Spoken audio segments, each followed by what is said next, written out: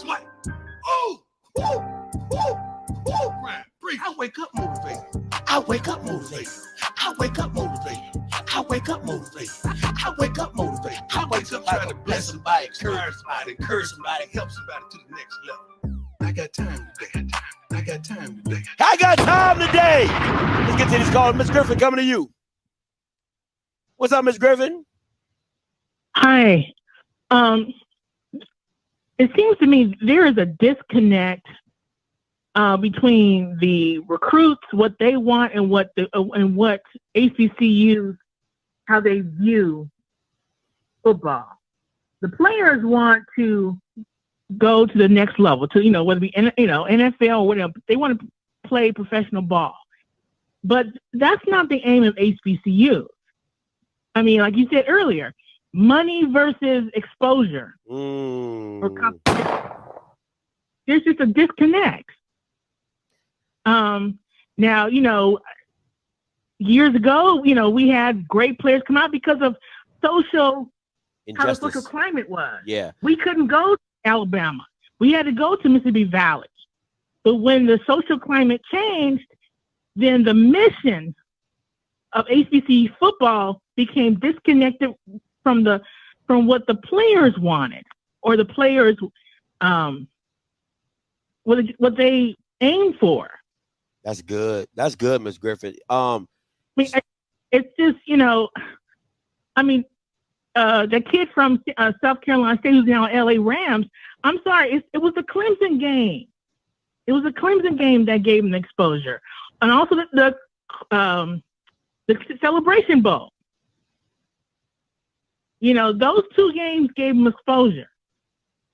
Miss Griffin, let me ask you this. Do you think that HBCU alums that were around for the golden era of HBCU football, do you think that they're just living on a memory of what it was and not what it's currently at right now? Because you got to understand, like, these are alums that have seen some of the greats come through, you know what I'm saying? Year after year, the turnover was crazy, you know what I'm saying? So is it that HBCU alums need to start being more realistic about their expectations, or where do you see the change coming in that, or where do you think that the mindset is? It that you need to start telling recruits that, hey, you're coming here for an education? Like how does that transpire? I'm sorry. I went to a D2, two D2 level HBCUs, and one of them was Tuskegee. And the last time Tuskegee had a draft, I think his name is Florence, Drayton Florence, over 10 years ago. So I think the aim of HBCU football was never to get people in the draft. That was never the mission. It just happened it happened that way with the great people, with the people coming out of the HBCUs because of what was going on socially in society. But once things changed, off the HBCU campuses out in the greater society, then it's just. And I understand,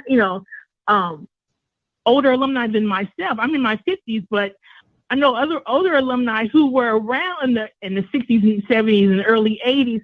And I understand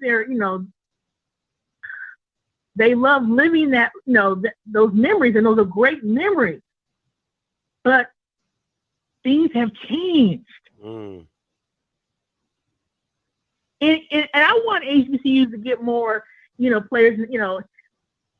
I want those young men who wish to go to the next level to have the HBCU experience. But there are so many different factors that are fighting against that now. And I'm sorry, I totally agree with you. It is scheduling, it is coaching, it is commitment to, whatever the mission is, and more money.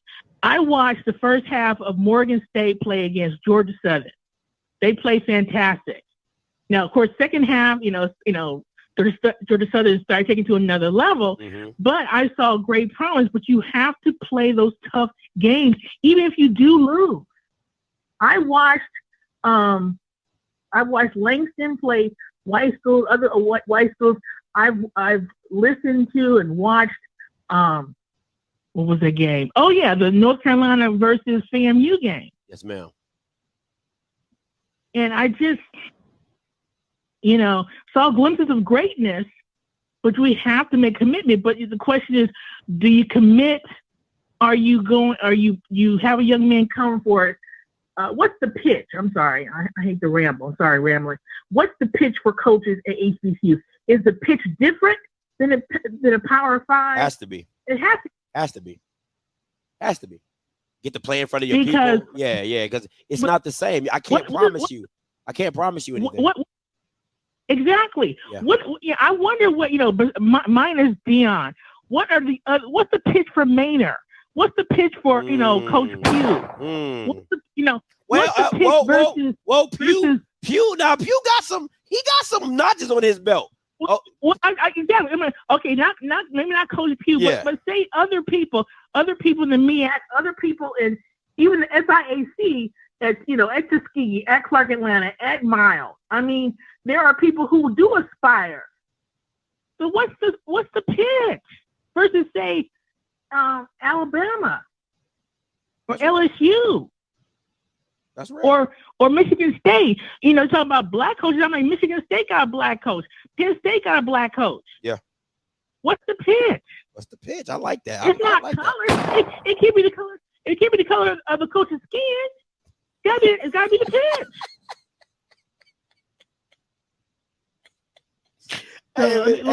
I'll just get off right. You preaching though. You preaching though. I like that. What's the pitch? I like that. I like that. Hey. See, I'm here in California. I grew up in LA. I grew up in USC and UCLA country. Okay. So, and I spent a decade down in Florida and Alabama. So I saw, big time football in two different time zones.